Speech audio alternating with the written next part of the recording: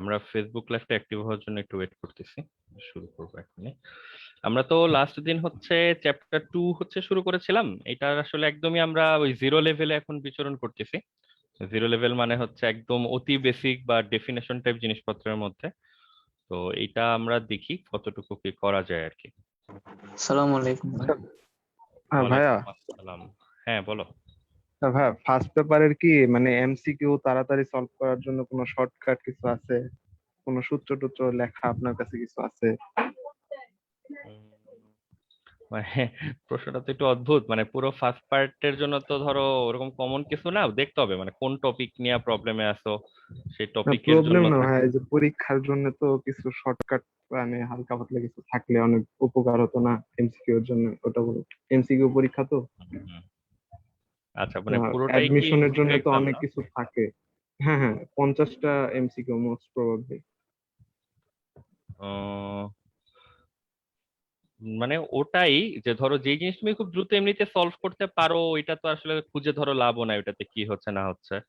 কিছু জিনিস আমরা তোমাদেরকে লেকচারের সময় বলে টলেও দিছি। এখন আগে হচ্ছে মানে ওইরকম ভাবে আমাদের কাছে কখনোই থাকে না যে সাজানো গুছানো, ধরো চ্যাপ্টার 1 এর এতগুলা হচ্ছে শর্টকাট ফর্মুলা, এটা ওই যারা শুধু শর্টকাট নিয়ে বেঁচে আছে তাদের কাছে থাকতে পারে আর কি। আমারে বললে হচ্ছে ওইভাবে বলতে হবে যে ভাই এই টপিকে হচ্ছে প্রবলেম, এই জিনিস সলভ করতে টাইম লাগে, এইটাকে কিভাবে তাড়াতাড়ি সলভ করা যায়, যদি ওইভাবে বলো তাইলে হয়তো জিনিসটাকে অন্যভাবে দেখার চেষ্টা করা যেতে পারে আর কি। মানে এমনি রেডিমেড কোনো ওই নোট টাইপের কিছু নাই, নোট বা রেডিমেড কিছু। ওকে ভাই, সমস্যা নেই। আর ঠিক আছে না, আর ওই রেডিমেড ধরো খুব ইফেক্টিভ কিছু হবে না, মানে জাস্ট এক্সাম্পলের জন্য যদি বলি, ওই যে তুমি ম্যাথেই দেখবো যে লম্ব দ্বিখণ্ডকের ইকুয়েশন, এই ইকুয়েশন ওই ইকুয়েশন, অনেক শখানেক ইকুয়েশন ধরো তোমাকে ধরাই দিবে, বা ইন্টিগ্রেশনের রেজাল্ট, ওগুলি দিয়ে তো আসলে ধরো তোমার কাজে আসবে না। শর্টকাট ঠিক আছে, বাট ওগুলা তুমি ওইগুলা পড়ার জন্য যে এফোর্ট দিবা তাতে তোমার কোনো দিক থেকে তেমন কোনো বেনিফিট নাই। তো কেমিস্ট্রির জন্য মনে হয় না লাগবে ওরকম কিছু, যে কোশ্চেন ওগুলা দেখবা যে কনসেপচুয়ালি এমনিতেই খুব তাড়াতাড়ি সলভ করা যায়। আর দেখো তারপরে যদি কোনো টপিক পার্টিকুলার থাকে যে ভাই ধরো এরকম যে শঙ্করায়ন থেকে এই প্রশ্নগুলো এই টাইপের আসে, এটা তো সলভ করতে অনেক সময় লাগে, ওরকম যদি বলো একটা দুইটা কোশ্চেন সহ দেখাও, তাইলে হয়তো হেল্প করতে পারি আর কি। মানে অত ইন জেনারেল লেভেলে কিছু নাই।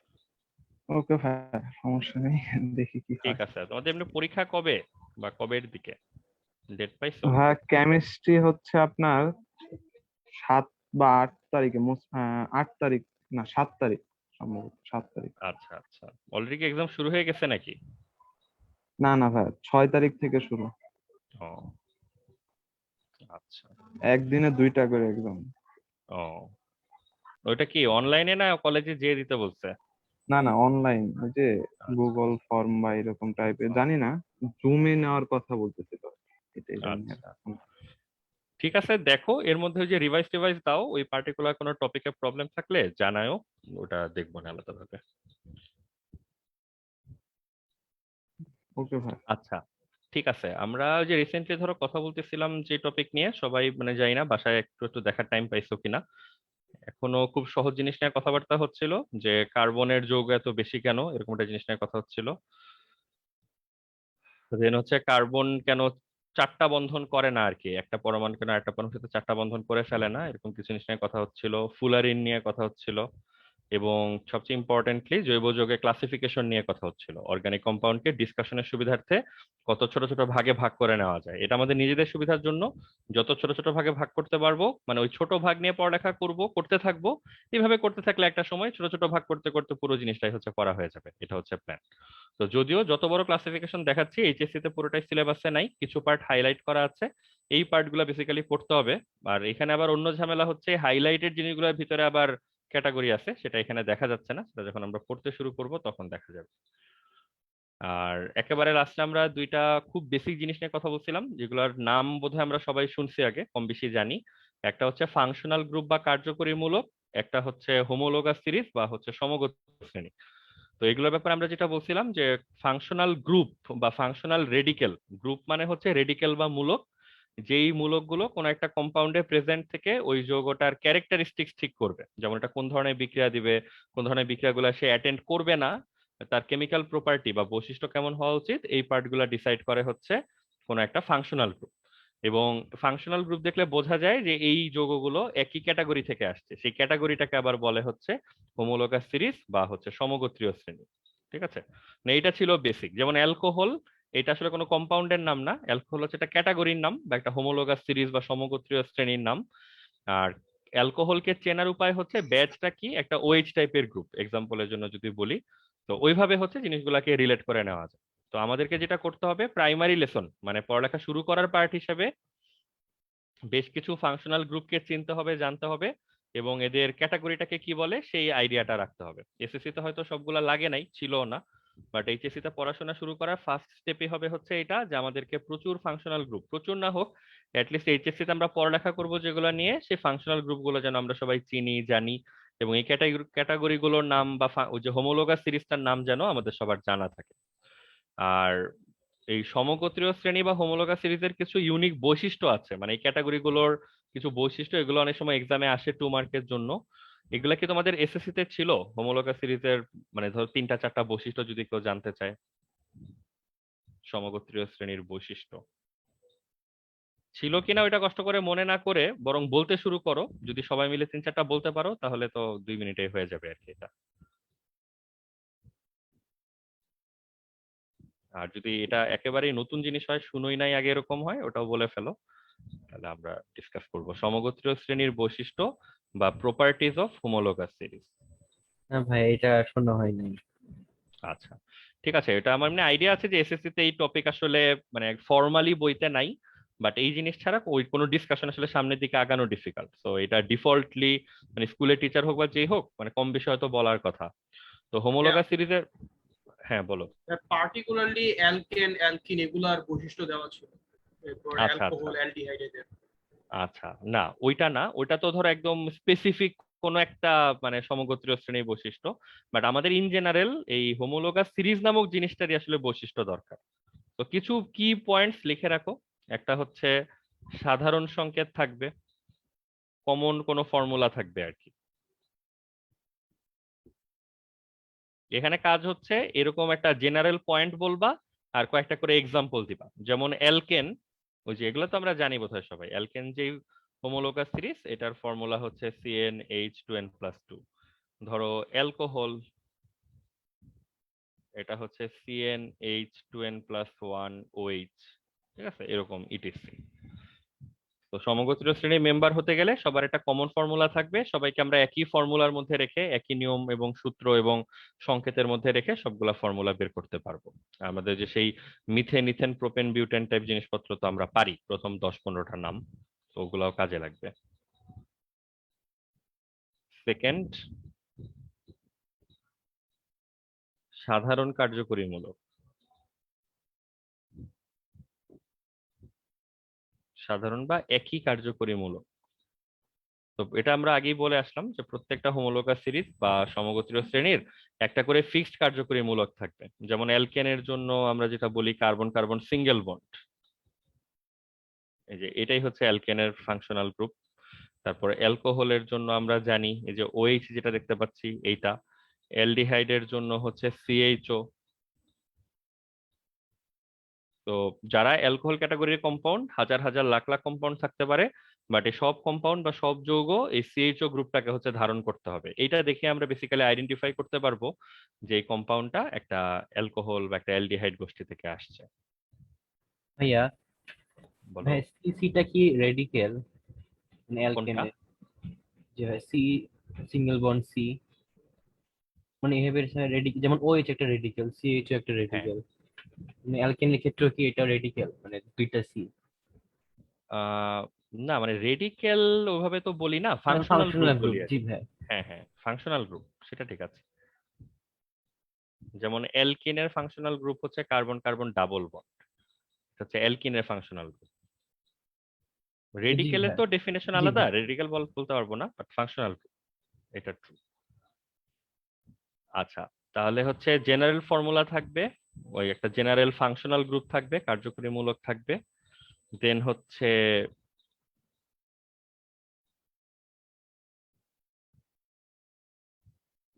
তুমি যখন একটা জেনারেল ফর্মুলার মধ্যে সিরিয়ালি একটার পর একটা মেম্বার জেনারেট করবা, যেমন এখানে n = 1 2 3 4 করতে থাকলেই তো আসলে সিরিয়ালি একটা একটা করে সদস্য আসতে থাকবে।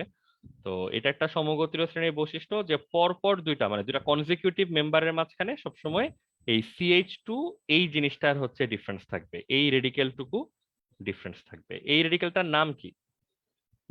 মিথিলিন। মিথিলিন। এটাকে আমরা বলি হচ্ছে মিথিলিন গ্রুপ। তো আইডিয়াটা হচ্ছে যে কনজিকিউটিভ বা পরপর দুইটা সদস্যের মধ্যে, দুইটা মেম্বারের মধ্যে জাস্ট এই এতটুকু পার্টের হচ্ছে সেপারেশন থাকবে, ডিফারেন্স থাকবে। যেমন ওই যে সিম্পল এক্সাম্পল চিন্তা করো যে মিথেন, এরপরটা ছিল হচ্ছে ইথেন, এরপরটা ছিল কি প্রোপেন, বা তারপরটা ছিল হচ্ছে বিউটেন। আর দেখা লাগবে না, এই দুই তিনটা দেখলেই পেয়ে যাবা কাহিনী কি হচ্ছে। তো দেখো প্রতিবার কিন্তু এই যে এই এক্সট্রা একটা CH2 হচ্ছে অ্যাড হচ্ছে বারবার। এটারে কিভাবে লিখবা? এটারে যদি এইভাবে লেখো, প্রতিবারই দেখবা আগের মেম্বার থেকে একটা করে হচ্ছে CH2 এখানে এডিশনালি অ্যাড হচ্ছে। মিথেনটাকে যদি তুমি CH3H লেখো তাহলে বোধহয় আরো ক্লিয়ার। এখান থেকে এখানে আসতে একটা CH2 অ্যাড, আরেকটা CH2 অ্যাড, আরেকটা CH2 অ্যাড, এরকম। তো প্রতিটা মেম্বার থেকে পরের মেম্বারে যেতে একটা করে CH2 গ্রুপ আমরা অ্যাড করব। দেন তিনটা বৈশিষ্ট্য হলেই হয়, আরো কিছু সেকেন্ডারি লেভেল বৈশিষ্ট্য লিখে রাখতে পারো, মানে একদম মেইন প্রায়োরিটি না বাট ইম্পর্টেন্ট। সেটা হচ্ছে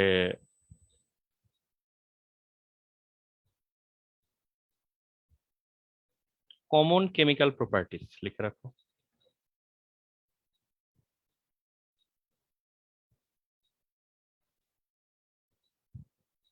সাধারণ রাসায়নিক বৈশিষ্ট্য।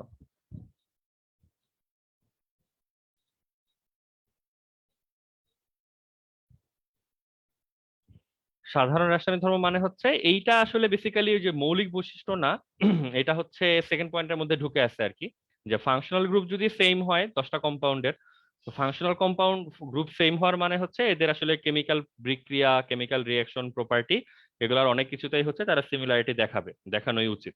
তো এইটারে তুমি একটা আলাদা পয়েন্ট হিসেবে মেনশন করে দিতে পারো যে একই হোমোলোগাস সিরিজ থেকে যারা বিলং করে তাদের আসলে কেমিক্যাল প্রপার্টি সেম হবে। যেমন মানে কি টাইপের বৈশিষ্ট্য সেম হয় একটু তোমাদেরকে আইডিয়া দেওয়া যায়। যেমন অ্যালকোহল, কি বলবা? অ্যালকোহলের মধ্যে তুমি যদি সোডিয়াম অ্যাড করো, মেটালিক সোডিয়াম, ধাতব সোডিয়াম যদি যোগ করো, তাহলে এখান থেকে হাইড্রোজেন গ্যাস তৈরি হবে। দেখো এই যে একটা স্টেটমেন্ট তুমি দিলা যে অ্যালকোহলের মধ্যে সোডিয়াম ধাতু যোগ করলে তার সেখান থেকে হাইড্রোজেন গ্যাস উৎপন্ন হয়। এইটা কি বলতে পারবা এটা কি আমরা কোনো পার্টিকুলার কোনো যৌগের জন্য বললাম, নাকি ফুল ক্যাটাগরি আসলে এই বৈশিষ্ট্যটা দেখায়? ফুল ক্যাটাগরি। ফুল ক্যাটাগরি এই বৈশিষ্ট্যটা দেখায়। আবার তুমি এটা তো বোধহয় এসএসসি তে ছিল, পড়ছো বা জানো যে অ্যালকেনদেরকে আমরা প্যারাফিন বলি।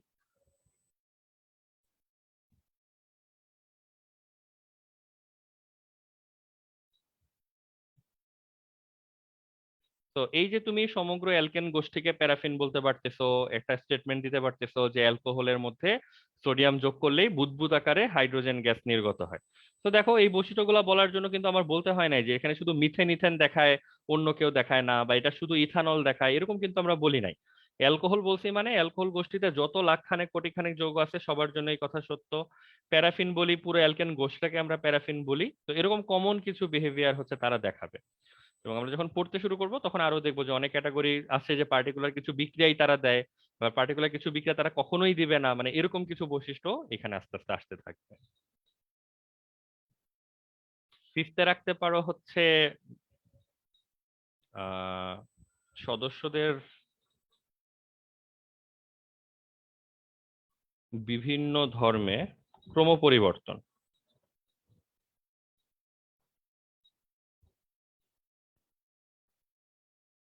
এই কথার মানে হচ্ছে কোন একটা পার্টিকুলার হোমোলোগাস সিরিজে যে মেম্বার গুলি আছে তাদের বিভিন্ন ফিজিক্যাল এবং অন্য ডিফারেন্ট বিভিন্ন প্রপার্টি থাকবে, যেখানে তারা গ্র্যাজুয়াল চেঞ্জ দেখাবে। যেমন এসএসসির কনটেক্সট ধরে যদি বলি তোমাদের জন্য রিলেট করতে সুবিধা হবে, সেটা হচ্ছে ধরো অ্যালকেনের যে গোষ্ঠীটা, যে প্রথম 20টা বা 30টা, আমি তোমরা কোন পর্যন্ত পড়ছো, প্রথম 10টা নাকি 20টা নাম টাম যে জানতে হয়? 10টা। মানে আচ্ছা, 10টা। প্রথম 10টা বা 20টা নর্মালি এই পর্যন্ত মানুষের একটা আইডিয়া থাকে কোনগুলোর নাম কিরকম। বাট এইটা তো বুঝছো সবাই বা জানো যে এখানে এন এর ভ্যালু 1 থেকে 10 বা 20 বসাতে থাকলে সিরিয়ালি একটা একটা করে সদস্য হচ্ছে আসতে থাকবে। তো তুমি যদি এদের বৈশিষ্ট্য দেখো, ধরো ফিজিক্যাল প্রপার্টিজ, ভৌত বৈশিষ্ট্য টাইপের একটা বৈশিষ্ট্য যদি খেয়াল করো, যেমন ধরো গলনাঙ্ক স্ফুটনাঙ্ক টাইপ বৈশিষ্ট্য হইতে পারে, বয়লিং পয়েন্ট, মেল্টিং পয়েন্ট। দেখা যাবে এদের এই বয়লিং পয়েন্ট মেল্টিং পয়েন্ট টাইপের প্রপার্টি বা বৈশিষ্ট্য এদের সাইজের উপর বা এদের যে মলিকুলার মাস আণবিক ভর যেটা আছে এটার উপর হচ্ছে ডিপেন্ড করবে। এবং তুমি দেখবা যে প্রথম, এটা একটু বই দেখে নিও, এটা বোধহয় এসএসসির বইপত্রেই পাবা বা ছিল হয়তো, যে প্রথম 5 পর্যন্ত বা 6 পর্যন্ত গুলা হচ্ছে পিওর গ্যাস। 6 থেকে ধরো, পেট্রোলিয়াম ছিল যে হ্যাঁ 6 থেকে ধরো 15 ক্রুড পর্যন্ত অয়েল। এগুলা ছিল হচ্ছে ধরো লিকুইড টাইপের। আর ধরো 15-র উপরে বা 16-র উপরে গেলে বা 20-এর পরে গেলে দেখবে যে সব হচ্ছে সলিড। তো এই যে ধরো উপর থেকে নিচে নামতেছো গ্রাজুয়ালি কিন্তু এরা হেভি হচ্ছে, এবং এদের কিন্তু নানান রকম বৈশিষ্ট্য, একটা ক্রম পরিবর্তন আসতেছে এরকম। এই হোমোলোগাস সিরিজে এইগুলা এরকম কিছু বৈশিষ্ট্য থাকবে যে উপর থেকে নিচের দিকে আসার কারণে দেখবা যে এদের কিছু ক্রম পরিবর্তন আসতেছে। আর এগুলা হচ্ছে কেন সেটার ব্যাখ্যা বা তুমি দেখবা যে ফার্স্ট পার্টে বিভিন্ন জায়গায় ডিসকাস করা আছে। যেমন দেখো সিম্পল আইডিয়া, মানে অ্যালকেন নিয়ে আমরা কথা বলতেছিলাম এই এক্সাম্পলটায়। অ্যালকেন তো একটা হাইড্রোকার্বন, CnH2n+2 মাত্র যেটা শুনলা। কার্বনের ইলেকট্রোনেগেটিভিটি কত মনে টনে রাখছো নাকি তোমরা কিছু? কার্বনের 4. হচ্ছে 2.4, কোনো কোনো বইতে 2.5। তো তুমি অত স্পেসিফিক হওয়ার দরকার নাই, ওই 2.4 আর 2.5 মানে এটার মধ্যেই আছে আর কি ভ্যালুটা। হাইড্রোজেন কত ছিল? হাইড্রোজেনে তো কনফিউশন নাই, 2.1. 1. হাইড্রোজেন ছিল হচ্ছে 2.1। তো দেখো কার্বন আর হাইড্রোজেনের দ্বারা গঠিত একটা যৌগ, বেশ কিছু কার্বন থাকতে পারে, বেশ কিছু হাইড্রোজেন থাকতে পারে, অন্য কোনো কিছু থাকবে না, এটা আমরা জানি। কার্বন আর হাইড্রোজেনের মধ্যে এখানে তুমি যা ইলেকট্রোনেগেটিভিটি দেখতেছো এটা কি তোমার কাছে সিগনিফিকেন্ট মনে হচ্ছে? মানে পোলার বলতে পারবো নাকি নন পোলার বলবো এই অ্যালকেন গোষ্ঠীটাকে? নন পোল।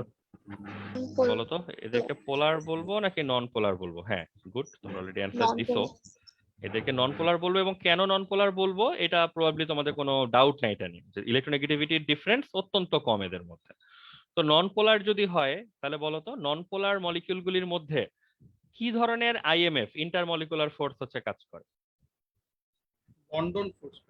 London force. তাই না? ইন্টারমলিকুলার ফোর্স বিটুইন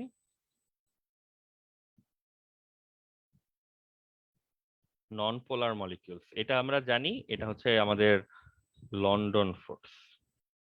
এবং ওই যে কিছুদিন আগেও তো অন্য প্রসঙ্গে ডিসকাস করা লাগলো আমাদের, যে লন্ডন ফোর্স কিসের কিসের উপর ডিপেন্ড করে? ওই যে টেম্পারেচার, প্রেসার টাইপ জিনিসপত্র তো আছেই, এডিশনালি কিসের উপর ডিপেন্ড করে বলো তো? সাইজ আর শেপ। Size. সাইজ আর শেপ। তো আমরা শেপটাও দূরে রাখি, শেপটাও বিশেষ প্রয়োজন ছাড়া আমরা মেনশন করব না, বাট সাইজটা তো খুব ইম্পর্টেন্ট ছিল, এটা ফার্স্ট চ্যাপ্টার পড়ার সময় আমাদের বেশ ভালোভাবে কাজে লাগছে বারবার।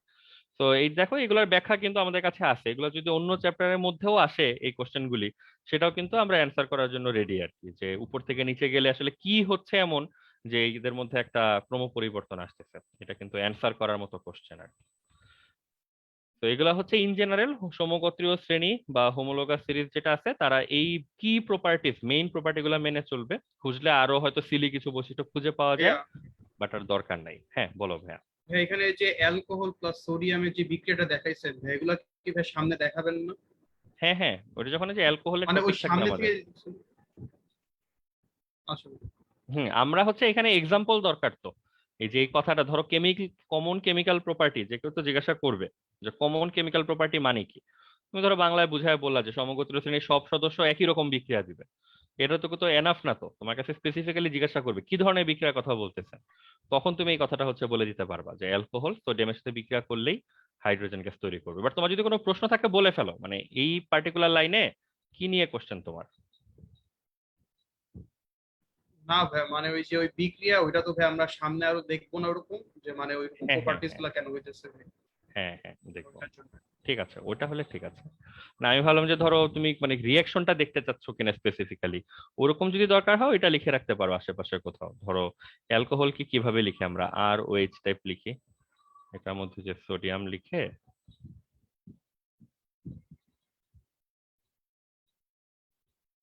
এরকম একটা লাইন লিখে রাখতে পারো, বাট আমরা যে দেখবো পরে আস্তে ধীরে আসবে এগুলি। ঠিক আছে, তাহলে আমাদের হচ্ছে এই ফাংশনাল গ্রুপ, হোমোলোগাস সিরিজ এগুলো মোটামুটি ভাবে গেল। এখন আমরা যেটা বললাম যে আমাদেরকে ওই যে পরিচিত হইতে হবে, মানে সিলেবাসের ব্যাপারে পরিচিত হইতে হবে, যে আমরা আসলে পড়তে যাচ্ছি কি বা আমাদের লাগতেছে কি সামনে। তো আমরা একটা ছোট্ট লিস্ট তোমাকে বানাই দিচ্ছি, এটা একটা দুইটা চেঞ্জ হবে, চেঞ্জ হবে বলতে একটা দুইটা আরো অ্যাড হবে time to time, but basic টুকু তো মাথায় রাখতে হবে। ধরো অ্যালকেন,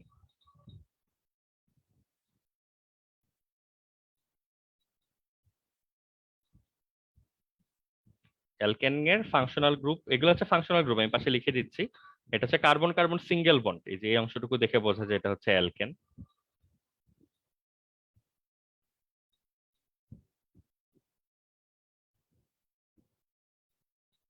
অ্যালকিন, যারা ইংলিশ ভার্সন আছে ইংলিশে লিখতে থাকো, যেটা ইংলিশ জানবা না সেটা জিজ্ঞাসা করো, তাহলে আমার আর দুইবার করে লিখতে হবে না। অ্যালকিন হচ্ছে carbon carbon double bond.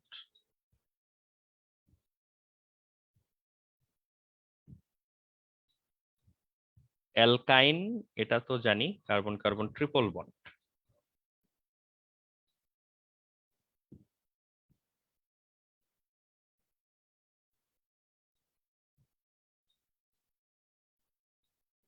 Alkyl halide,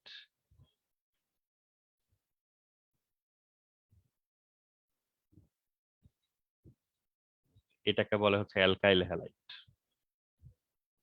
just simple question, বলো তো অ্যালকাইল হ্যালাইডের ফাংশনাল গ্রুপ দেখে উপরে কোনটার সাথে সিমিলার মনে হয়, মানে কাছাকাছি আছে অ্যাটলিস্ট? অ্যালকেনের অ্যালকেন। সাথে অ্যালকেন। অ্যালকেন। সো এই যে দেখো এই কমন আইডিয়া গুলা কাজে লাগবে। তুমি দেখবা যে আমরা কি জানি, ফাংশনাল গ্রুপই তো সকল রকম কেমিক্যাল প্রপার্টির জন্য রেসপন্সিবল। সো তুমি যদি দেখো যে অ্যালকাইল হ্যালাইডের প্রপার্টি মানে ফাংশনাল গ্রুপটা দেখতে শুনতে অ্যালকেনের সাথে সিমিলার, তো যখন তুমি রিয়াকশন করবা তখন দেখবা রিয়াকশনে এরা টু সাম এক্সটেন্ট সিমিলারিটি দেখাবে, একইভাবে এই জিনিসপত্র চিন্তা টিন্তা করা যাবে। তো অ্যালকাইল হ্যালাইড, এরপর ধরো অ্যালকোহল।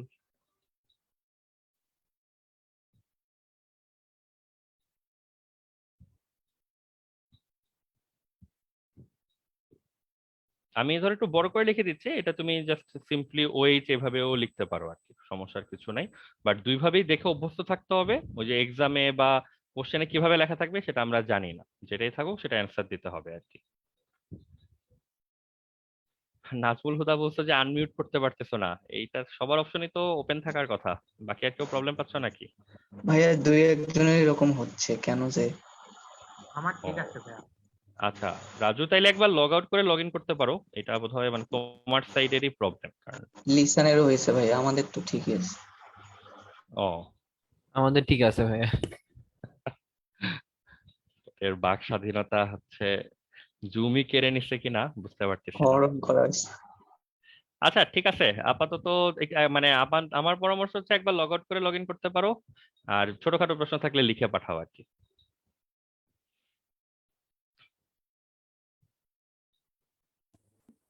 আচ্ছা, অ্যালকোহল হচ্ছে ওইচ, অ্যালকোহলের পরে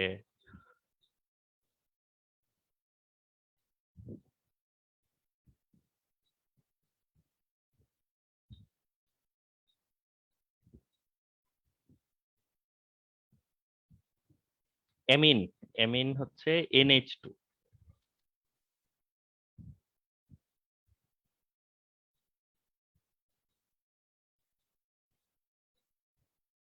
অ্যালডিহাইড হচ্ছে CHO।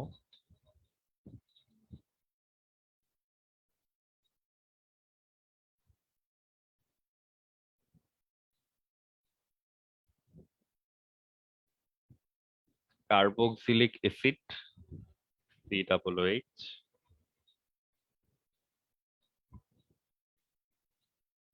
ইথার,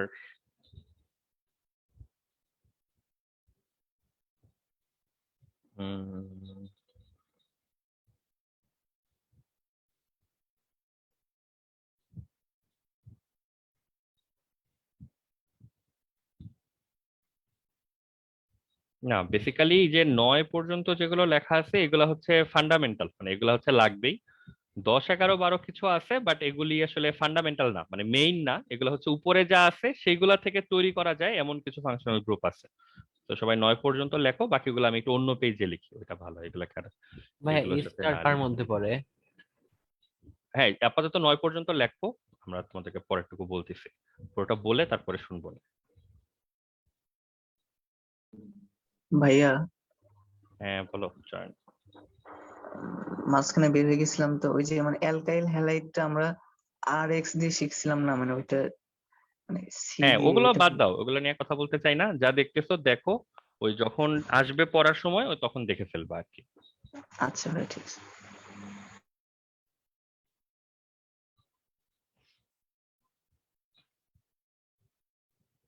ঠিক আছে, তো 9 পর্যন্ত যদি লেখা হয় দেন হচ্ছে এডিশনাল কিছু থাকবে, যেমন একটা হচ্ছে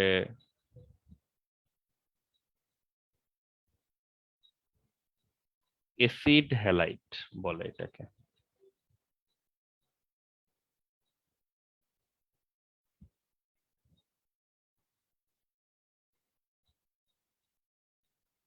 সিওএক্স লিখতে পারো শুধু,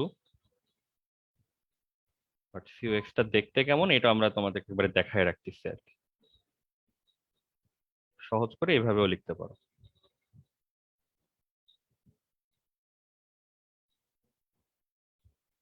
এস্টার আছে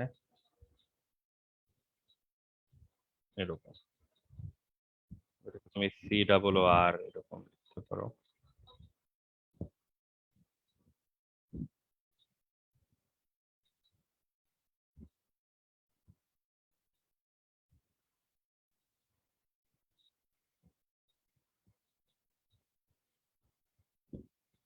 অ্যামাইড বা এসিড অ্যামাইড বলে।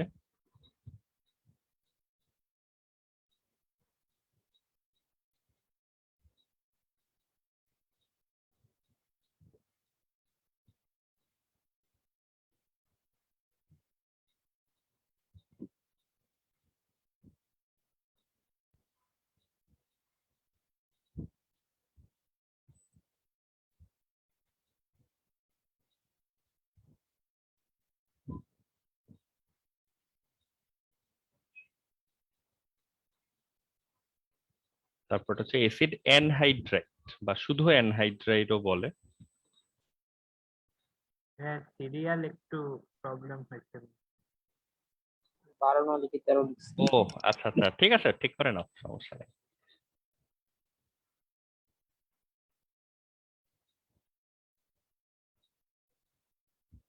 অ্যানহাইড্রাইট হচ্ছে এরকম।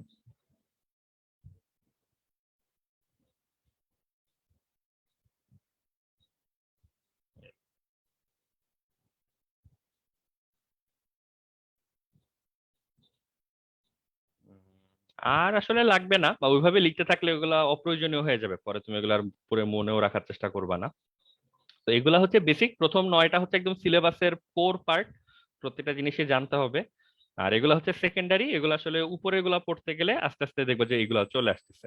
এবং মানে যদি এখন সিমিলারিটি খুঁজতে চাও, তোমরা তো বোধহয় একই পেজে লিখছো কিনা আমি জানি না, দেখো ভালো করে যে এই যে পরের যে 3-4টা দেখা যাচ্ছে, acid halide, ester, acid amide, acid anhydride, নাম টাম দেখে বোঝা যাচ্ছে এগুলির আসলে পিতামাতা কারা, আসছে কোত্থেকে। এরা আসছে দেখবা সবগুলোর মধ্যে এসিড নামটা হচ্ছে জড়িত, এখানে নামটা এরকম না, বাট এস্টার আসলে এসিড থেকে আসে। তো এরা সবাই হচ্ছে, এদের সবার পিতামাতা হচ্ছে এইটা, এই যে 8 নাম্বারটা। এই 8 নাম্বারের যে কার্বক্সিলিক অ্যাসিডটা দেখা যাচ্ছে, এটা যদি আমরা তোমার একটু এই জায়গাটুকুর মধ্যে লিখে দেখাই, যে কার্বক্সিলিক অ্যাসিড যে COOH দেখতেছো, এইটা দেখতে হচ্ছে এইরকম, এই যে এইরকম। তো আমি যদি একটু পাশে লিখি তাহলে হয়তো ক্লুটা ভালো পাবা।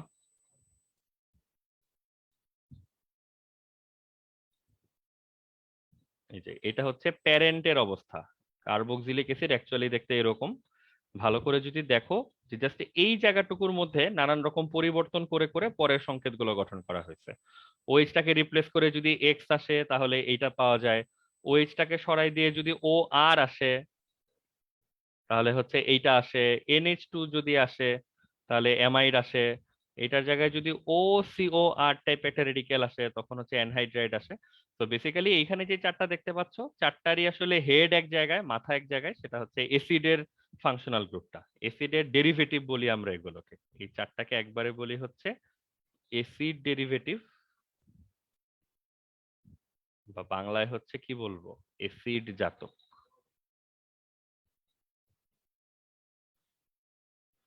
তো লিস্ট এই 13টার সংকেত একটু তোমাদেরকে মাথায় রাখতে হবে, নাম এবং সংকেত দুইটাই, মানে ক্যাটাগরিটার নাম কি আর ক্যাটাগরিটার ফর্মুলা কি, তাহলে ধরো মানে প্রাথমিক শিক্ষা কমপ্লিট হবে আর কি এই জৈব যৌগের ব্যাপারে। তো সবাই একটু দেখো এখানে এগুলো নিয়ে তোমাদের যদি কারো কোনো প্রশ্ন থাকে। আর অনেক সময় যেটা হয়, এই ফাংশনাল গ্রুপগুলিরও স্ট্রাকচারাল ফর্মুলা চায়, মানে এই যে NH2 লেখা, এটা তোমার কাছে গাঠনিক সংকেত চাইতে পারে, NH2 গাঠনিক সংকেত কেমন, মানে এই যে এরকম যে তুমি CRR লিখলা, তোমার কাছে বললো যে এটার স্ট্রাকচারাল ফর্মুলা কি, তখন আবার এই বড়টা লিখে দেখাইতে হবে। তো এইখানে যেগুলো আছে আমি ছোট করে লিখে দিয়ে রাখতেছি। NH2 হচ্ছে যে এরকম, CHO যেটা সেটা হচ্ছে এইরকম, COOH তো এখানে লেখাই আছে, আর কোনোটা নাই। মোটামুটি ভাবে এটাই হচ্ছে idea.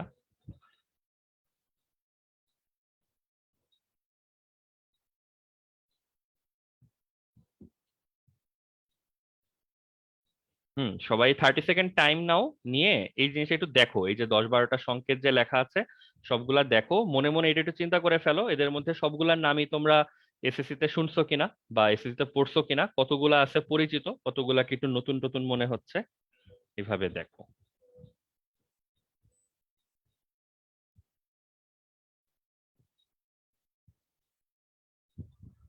R time to time পড়তে যেয়ে ধরো অবশ্যই একটা দুইটা অ্যাড হইতে থাকবে ছোটখাটো, যেমন এখনই যেটা দেখা যাচ্ছে যে অ্যালডিহাইডের একটা ওই যে কাজিন টাইপ বস্তু আছে, ওটাকে কি বলে? টোন। কিটোন।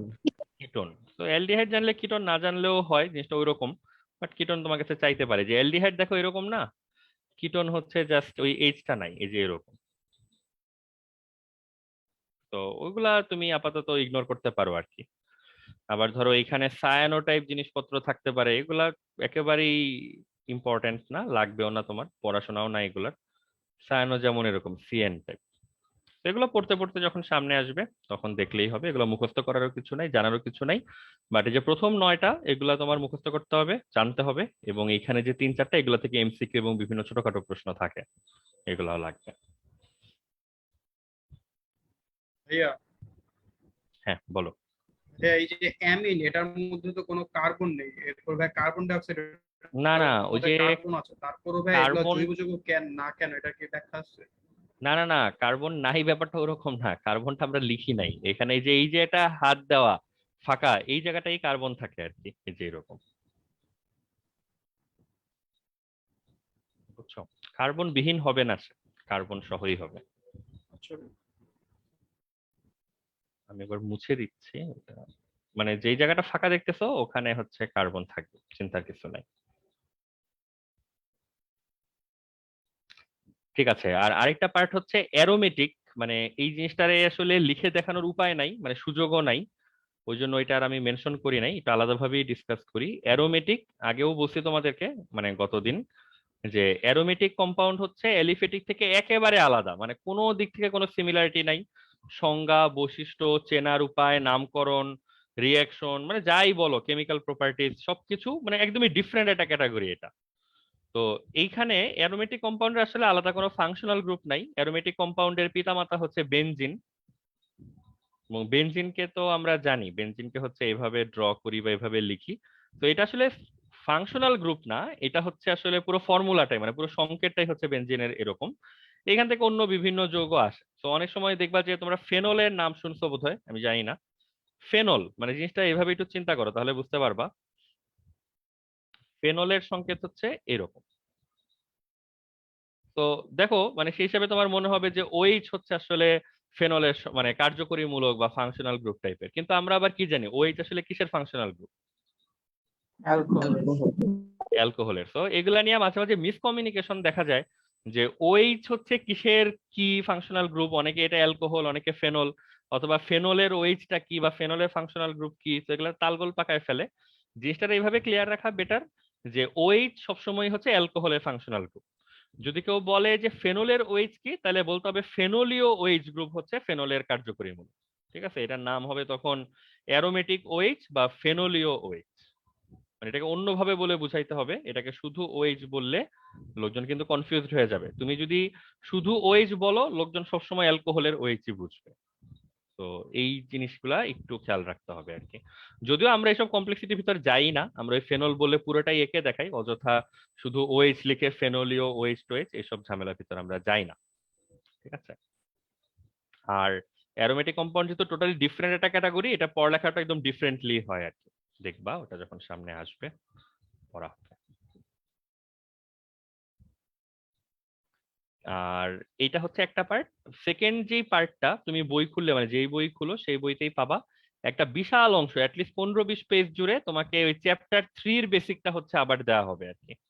ওই যে sigma bond, pi bond, hybridization, একদম সেম মনে হবে তোমার ফার্স্ট পার্টের বই আবার কপি পেস্ট করে হচ্ছে এখানে দিয়ে দিছে, এরকমটাই মনে হবে। হাইব্রিডাইজেশন, তারপরে হচ্ছে ডায়াগ্রাম, মিথেন, ইথিন, ইথাইন, এগুলোর ফর্মুলা মানে স্ট্রাকচারটা কিভাবে তৈরি হয় সেগুলি, এই জিনিসপত্রগুলো হচ্ছে অত্যন্ত বেসিক। এগুলো নিয়ে অবশ্যই আমরা এখন ডিসকাস করতে যাব না, মানে এটা হচ্ছে তোমরা ওই থার্ড চ্যাপ্টারের লেকচার ফলো করো। যদি কোনো প্রশ্ন থাকে, ভুলে টুলে গেছে এরকম যদি কোনো সিচুয়েশন হয়, একদম স্পেসিফিক কোশ্চেন করে বা টপিকের নাম বলে ওই পার্টটা হচ্ছে শুনে নিও। আর আপাতত সবাই মনে মনে চিন্তা করার চেষ্টা করো সিগমা, পাই, হাইব্রিডাইজেশন এবং সেগুলো চিত্রগুলা কেমন ছিল, এগুলো তোমাদের কিছু মনে টনে পড়ে কিনা।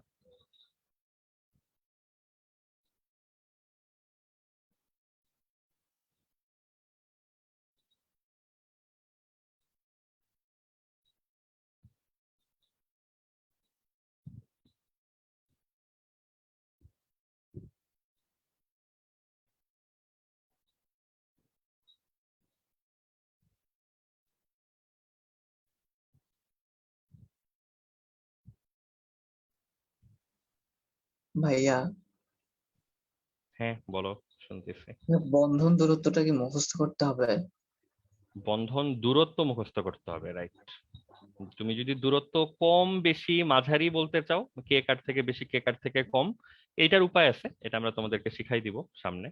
কিন্তু যদি মানের কথা বলো, ওই যে ধরো কার্বন কার্বন সিঙ্গেল বন্ড হচ্ছে কত, ওই যে 136.136.13, সরি 136 বা 134, তারপরে হচ্ছে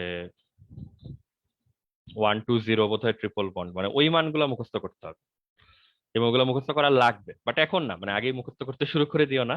যখন লাগবে বা কতটুকু মুখস্থ করা লাগবে আমরা বলে দিব, তখন করলেই হবে। আচ্ছা, এখন এই যে একটা টপিক আমরা পড়বো, সিগমা বন্ধন বিভাজন বা ব্রেকিং এ সিগমা বন্ড, এইটারে তুমি বলতে পারো পিওরলি মানে আমাদের এই অর্গানিক কেমিস্ট্রি একটা স্টার্টিং পয়েন্ট আর কি। স্টার্টিং পয়েন্ট বলতেছি কারণ আগের গুলো সবই কম বেশি হোক, আমরা আগে ভাগে বিভিন্ন সময় এগুলো বিভিন্ন কিছু জেনে আসছি। তো এইটা হচ্ছে প্রথম বেসিক জিনিস, যেটা একেবারেই নতুন আর কি হওয়ার কথা তোমাদের জন্য। জিনিসটাকে এইভাবে চিন্তা করলে আরো ভালো লাগবে তোমাদের, যে ফার্স্ট পার্টটা আমাদের ধরো গেছে হচ্ছে বন্ড কিভাবে ফর্ম হবে এটা নিয়ে, বন্ধন গঠন করা নিয়ে। তো বন্ধন গঠন যখন আমাদের এনাফ হয়েছে, যেমন তুমি যে আগের পেজেও দেখো যে এখানে কিন্তু আবার এগুলো তোমাকে একবার মনে করাই দিচ্ছে যে সিগমা, পাই, হাইব্রিডাইজেশন, ডায়াগ্রাম যা কিছু, সেগুলোই তো বন্ধন গঠনের প্রক্রিয়ার অংশ ছিল। তো বন্ধন গঠন করা যখন আমাদের মোটামুটি শেখা হয়ে গেছে, যে না ঠিক আছে বন্ধন আর মানে গঠনে আমাদের কিছু বাকি নাই, এখন আসবে হচ্ছে বন্ধন ভাঙার ব্যাপারটা নিয়ে। বন্ধন ভাঙার ব্যাপারটা ফার্স্ট পার্টে কখনো ডিসকাস করা হয় নাই, এটা পুরোটাই সেকেন্ড পার্টে দিয়ে দেওয়া হয়েছে। তো এটা আসলে বেশ ইন্টারেস্টিং এবং নতুন জিনিস। তো তার মধ্যে স্পেসিফিক্যালি আমরা অন্য বন্ধন ভাঙা নিয়ে কি হবে এখানে খুব বেশি ডিসকাশন নাই, আমাদের লাগবেও না। আমাদের সাইন্টিফিক্যালি লাগবে হচ্ছে একটা সমযোজী সিগমা বন্ড, একটা কোভ্যালেন্ট সিগমা বন্ড যদি আমরা ভাঙি কনসিকোয়েন্সটা কি হয়। তো দেখো, ধরো এ আর বি, তোমরা দেখো যে যদি আগের কোনো নলেজের সাথে কোনো কিছু কনফ্লিক্টিং মনে হয়, যে আগে তো আমরা এরকম জানতাম বা ঘটনা তো এরকম ছিল, এরকম কিছু পেলেও কিন্তু বলে ফেল, তাহলে আমাদের ধরো ডিসকাশনটা একটু সহজ হবে। এ আর বি দুইটা নন মেটাল, দুইটা অধাতু, একটা সিঙ্গেল বন্ড দিয়ে যেহেতু কানেক্টেড, সিঙ্গেল বন্ড মানে কি বন্ড, সিগমা বন্ড। তো আমরা বুঝতেছি যে মাঝখানে যে বন্ডটা এটা হচ্ছে সিগমা বন্ড। এখন আমরা এই সিগমা বন্ডটা ভাঙতে চাই। এখন কথা হচ্ছে কোনো বন্ড তো নিজে নিজে ভাঙবে না, বন্ড ভাঙতে গেলে বাইরের কোনো একটা এক্সটার্নাল মোটিভেশন লাগবে, এনার্জির হেল্প লাগবে। তো আমরা এখানে দেখার সুবিধার্থে দুইটা ইলেকট্রনকে এরকম ভাবে দেখাচ্ছি যেটা মাঝখানে থাকার কথা।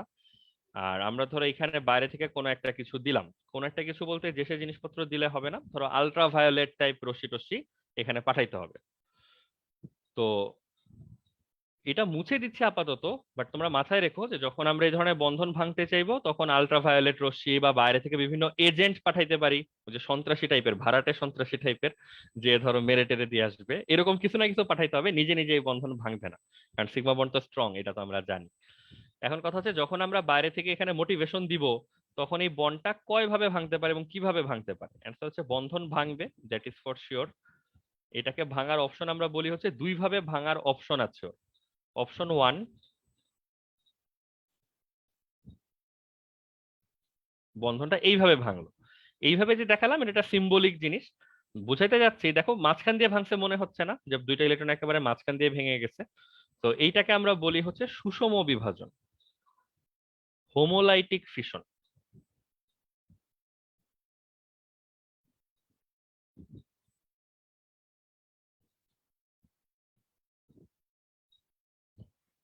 আর আরেকটা অপশন হইতে পারে যে না, ইলেকট্রন গুলি আসলে মাঝখান দিয়ে সুন্দর করে ভাঙে নাই, ইলেকট্রন গুলো এক সাইড দিয়ে ভাঙছে। তো সাইড দিয়ে যদি ভাঙে তখন আবার দুটো অপশন তৈরি হয়, আইদার বন্ধনটা এইভাবে ভাঙছে অথবা এইভাবে ভাঙছে। তখন এটাকে আমরা বলি হচ্ছে বিষম বিভাজন বা হেটেরোলাইটিক ফিশন।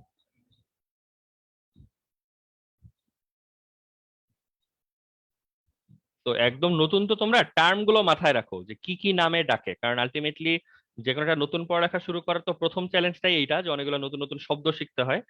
এই শব্দগুলা কেন শিখতে হচ্ছে এটাও হয়তো তোমরা বুঝতে পারতেছো, কারণ পরে যখন আমরা বড় বড় জিনিস পড়বো তখন এই শব্দগুলা বারবার ব্যবহার করা হবে, সুষম বিভাজন হচ্ছে, বিষম বিভাজন হচ্ছে। তো যদি আমরা কথাগুলো না বুঝি তাহলে তো আসলে প্রতিবার এগুলার ইলাবোরেট করতে হবে। তো সবাই জিনিসটা একবারে শুনে রাখো এবং মাথায় রাখো কোন ঘটনাটাকে কি বলে। তো আমাদের কাছে বন্ড আছে সিগমা বন্ড, আমরা এটাকে দুই ভাবে ভাঙতে পারি, আইদার হোমোলিটিক ওয়েতে সুষমভাবে অথবা বিষমভাবে। বিষমভাবে যদি হয় দেখাই যাচ্ছে দুই ভাবে সম্ভব, আইদার দুইটা ইলেকট্রনই বির দিকে চলে গেছে কেস ওয়ান, অথবা দুইটা ইলেকট্রনই এর দিকে চলে গেছে কেস টু, এই দুই ভাবে সম্ভব। কখন কোনটা হবে কি হবে এগুলার আমরা পসিবিলিটি চিন্তা করব, আগে আমরা মেইন জিনিসটা দেখে আসি। এখন এই যে প্রথম ওয়ে মাঝখান দিয়ে যদি কখনো বন্ড ভাঙে, যেটাকে আমরা সুষম বিভাজন বলি, এখন যদি বলি যে ভাঙলে কি হয় তারপরে কি হয়, তারপরে ঘটনা সিম্পল, যে যার ইলেকট্রন নিয়ে নিয়ে চলে যায়, A dot B dot.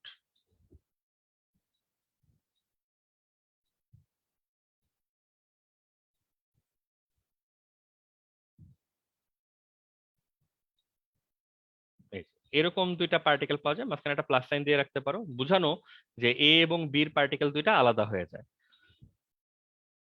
A dot এবং হচ্ছে বি ডট। এরকম আমরা বোধহয় আগে খুব একটা দেখি নাই, তাই না? আমরা নর্মালি নিরপেক্ষ পরমাণু দেখি, নিউট্রাল অ্যাটম, শুধু এ লেখা থাকতে পারতো। আমরা আয়ন দেখছি এই জীবনে, এ প্লাস বি মাইনাস টাইপ জিনিসপত্র দেখছি। আমরা রেডিকেল বা মূলক দেখছি, যে মাল্টিপল অ্যাটম পরমাণু একসাথে বাঞ্চ আকারে থাকে, টিমের মতো করে ঘুরে বেড়ায়। তো আমরা আসলে এই জীবনে বহু রকম রাসায়নিক কণা দেখে আসছি, অণু, পরমাণু, আয়ন, রেডিকেল, এগুলো সবই আমরা দেখে আসছি। এখন এইটারে আবার একেবারে এন্টায়ারলি নিউ এন্টিটি মনে হচ্ছে, এ ডট এবং বি ডট। তো প্রথমে এগুলার নাম জানতে হবে, এগুলাকে আমরা কি বলি বলতো? মুক্তমূলক। হ্যাঁ, এগুলাকে আমরা বলি হচ্ছে ফ্রি রেডিকেল। এটার ইংলিশ নামটা এত ফেমাস যে বইতে, বাংলা বইতেও ওই ফ্রি রেডিকেল উচ্চারণ করে লেখা থাকে, তবে এটা একটা বাংলা আছে যেটা বললা, এটাকে হচ্ছে মুক্তমূলক বলে। ঠিক আছে, তো এই যে এ ডট এবং বি ডট এগুলাকে আমরা বলি হচ্ছে ফ্রি রেডিকেল বা মুক্তমূলক। তাহলে ফ্রি রেডিকেলের সংজ্ঞা কি বা পরিচয় কি? সিম্পল এক লাইনে বলবা যে সমযোজী সিগমা বন্ধনের সুষম বিভাজনের ফলে যে কণা তৈরি হয় তাকে হচ্ছে ফ্রি রেডিকেল বলে। ঠিক আছে, মানে কোভ্যালেন্ট সিগমা বন্ডের হোমোলিটিক ফিশনের পরে যেই পার্টিকেল বা এন্টিটি গ্রো করে বা জেনারেট হয় তাকে হচ্ছে ফ্রি রেডিকেল বলা হয়। এখন তুমি যদি এই জিনিসটাকে একটু আলাদা করে নিয়ে আসো, আলাদাভাবে দেখার জন্য,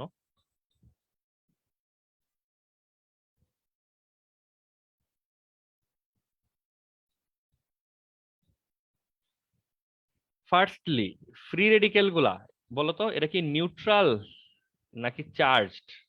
চার্জ হলে কোন চার্জ আছে এদের মধ্যে, এটা হচ্ছে ফার্স্ট কোশ্চেন। এই এ ডট এবং বি ডট এইগুলা তোমাদের চিন্তা করে বলতে পারা উচিত, একটু ঠান্ডা মাথায় চিন্তা করো।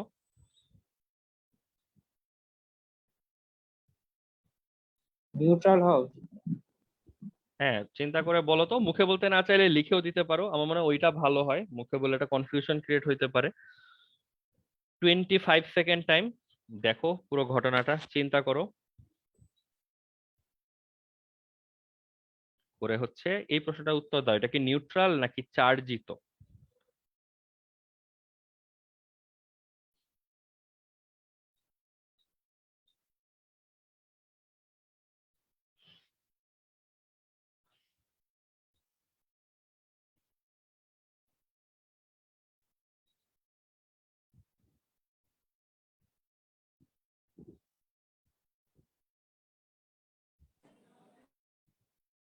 আচ্ছা, আমরা বেশ কয়েকটা অ্যান্সার পাইছি। লাবিব এবং নদী তোমরা বলছো হচ্ছে চার্জিত, আর বাকি যে কয়েকজন অ্যান্সার দিছো তোমরা এখন পর্যন্ত নিউট্রাল বলতে চাইছো।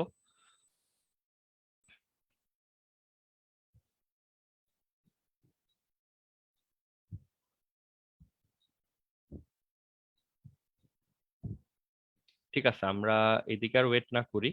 প্রথম কথা হচ্ছে মানে ওইসব বেসিক তো মাথায় রাখবো আমরা, যে চার্জিত আসলে কখন হয় একটা পার্টিকেল, যখন তার মানে প্রোটন এবং ইলেকট্রন নাম্বারে হচ্ছে ইমব্যালেন্স হয়, কম বেশি হয়ে যায়, তখন আমরা এটাকে বলি হচ্ছে চার্জ। আদারওয়াইজ এটা সবসময় নিউট্রাল। চিন্তা করে দেখো তো, যখন একটা সমযোজী বন্ধন হয়, একটা রিয়েল এক্সাম্পল নিয়ে চিন্তা করো, তাহলে হয়তো তোমার রিলেট করতে সুবিধা হবে। যে একটা ক্লোরিন অ্যাটম ওই যে ইলেকট্রন শেয়ার করে আরেকটা ক্লোরিন অ্যাটমের সাথে ধরো যুক্ত হয়েছিল। এখন যখন এরা যুক্ত হয় তখন কি এদের মধ্যে কোনো ইলেকট্রনের আদান প্রদান হয়, মানে কেউ দিয়ে দিছে কেউ নিয়ে নিছে, এরকম কি হয়? এরকম তো হয় না।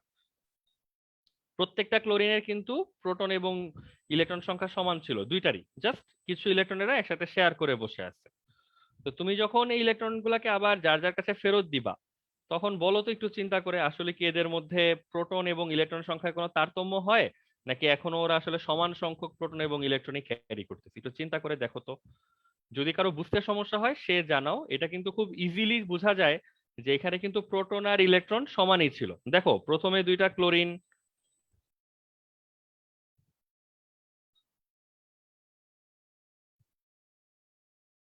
ধরো ক্লোরিন ছিল 17। তোমাদের কি পুরো প্রক্রিয়াটা মনে আছে কিছু? 1s2 2s2 2p5 3s2 3px2 3py2 3pz1। এখানে যে লুইস সিম্বল নামে একটা জিনিস ছিল, এই যে এখানে তিনটা যে আছে পেয়ার, একটা আনপেয়ার্ড, এটাকে আমরা কিভাবে লিখতাম? এভাবে লিখতাম না, পেয়ার্ড পেয়ার্ড পেয়ার্ড আনপেয়ার্ড। এটার সাথে আরেকটা ক্লোরিন এসে এরকম ভাবে যুক্ত হইতো। তো দেখো আলটিমেটলি কিন্তু প্রত্যেকটা ক্লোরিনের এখনো 17টা প্রোটন 17টা ইলেকট্রন ছিল, বন্ধন গঠনের আগেও ছিল, বন্ধন গঠনের পরেও ছিল। যখন তুমি ইলেকট্রনটাকে ভাগ করে আবার যার যারটা তার তার কাছে ফেরত দিয়ে দিছো, তখন তো কোনো ধরনের কোনো পরিবর্তন এখানে আসার কথা না। সবাই কি মানে বুঝতে পারতেছো? যারা নিউট্রাল বলছো আশা করি বুঝেই বলছো, আর যারা চার্জিত বলছো তারা দেখো বুঝতেছো কিনা। এটা আসলে নিউট্রাল হবে না, এটা আসলে কি হবে বলো তো? সরি, এটা আসলে চার্জিত হবে না।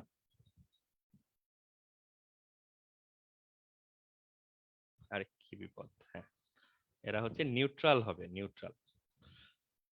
তো যে চার্জই তো এক দুইজন বলছো, তোমরা এই সুযোগ একটু চিন্তা করে ফেলো, ঘটনা কি বোঝা গেল নাকি মানে কিছু বুঝতে টুঝতে না পেরে ধরো আচ্ছা ভাই করো না। দেখো প্রশ্ন থাকলে বলে ফেলো প্রশ্ন। এই ফ্রি রেডিকেল গুলা যে নিউট্রাল এটা বুঝছো কিনা? জি ভাইয়া। ঠিক আছে, দেখো যদি কোনো প্রশ্ন থাকে বলে ফেলো। তার মানে ফ্রি রেডিকেল যারা জেনারেট হচ্ছে উৎপন্ন হচ্ছে এরা সব হচ্ছে নিউট্রাল। পয়েন্ট 2, যদি এরা নিউট্রালই হয়, মানে একটা জিনিস কি বুঝতেছো, যদি এরা নিউট্রাল আবার আগের জায়গাতেই ফেরত যায়, তাহলে তো আমরা এদেরকে সিম্পল ক্লোরিনই লিখতে পারতাম। এখানে আবার ডটটা আলাদা করে রাখছি কেন?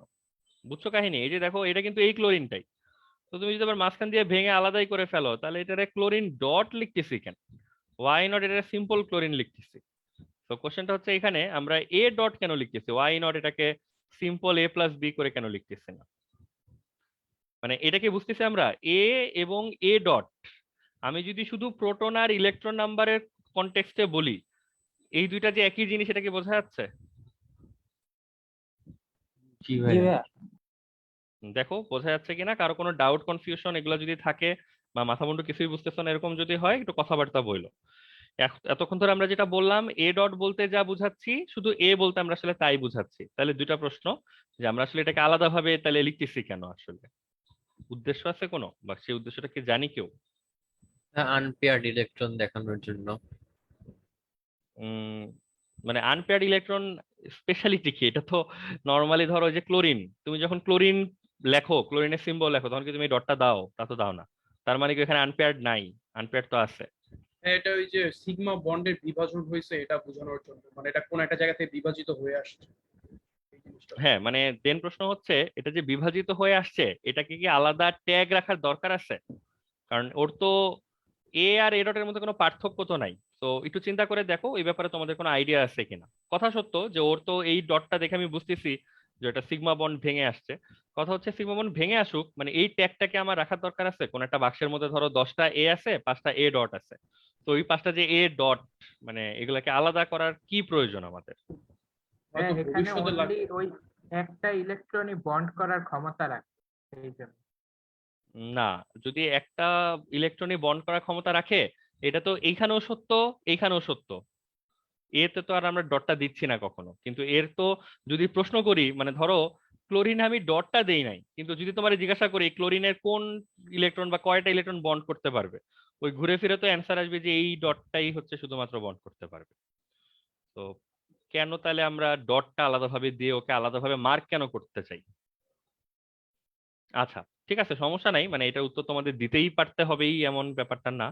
মানে আশা আসলে কনটেক্সট হচ্ছে ওইটা, যে কোনো প্রবলেম আছে কিনা, যদি আমরা regular A R A dot এটারে আমার আলাদা রেখে কোনো ফায়দা আছে নাকি সবাইকে একরকম ভাবে লিখলেও আসলে চলে, মানে এই জিনিসটা হচ্ছে জানাটা ছিল উদ্দেশ্য।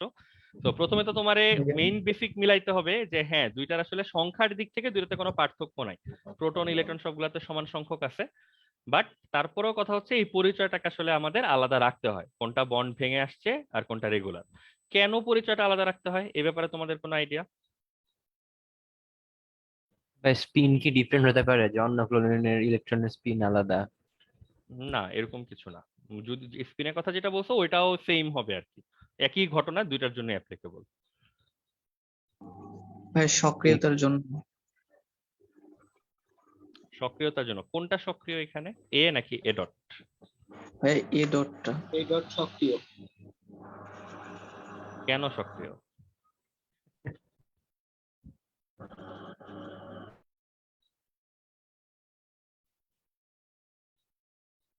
এখন পর্যন্ত অ্যান্সার ঠিক আছে, যে আমরা আসলে দুইটাকে সেপারেট করি, যে দুইটা আসলে যদি আমি এই ডটটা না দিই তাহলে কি হবে, সবকিছু দেখতে একই রকম হবে, কিন্তু কথা হচ্ছে রিয়েল লাইফে যখন আমরা কাজ করতে যাব তখন এই এ আর এ ডটের মধ্যে আসলে বিস্তর পার্থক্য পাওয়া যাবে। এই পার্থক্য পাওয়া যাবে দেখেই আমরা এগুলাকে তালগোল পাকায় মিলায় মিশায় লিখি না, দুটাকে আলাদা আলাদা রেখে তারপরে হচ্ছে লিখি। এবং পার্থক্যের জায়গাটা কি, এটা হচ্ছে ওই যে due to difference in reactivity, সক্রিয়তায় পার্থক্য। এবং যে সে পার্থক্য না, বিশাল পার্থক্য। এইখানে যেই এ ডট মানে যে কোনো ফ্রি রেডিক্যাল যেটা দেখতে পাচ্ছ, এইটা হচ্ছে প্রচন্ড ডেসপারেট, হাইলি রিঅ্যাক্টিভ।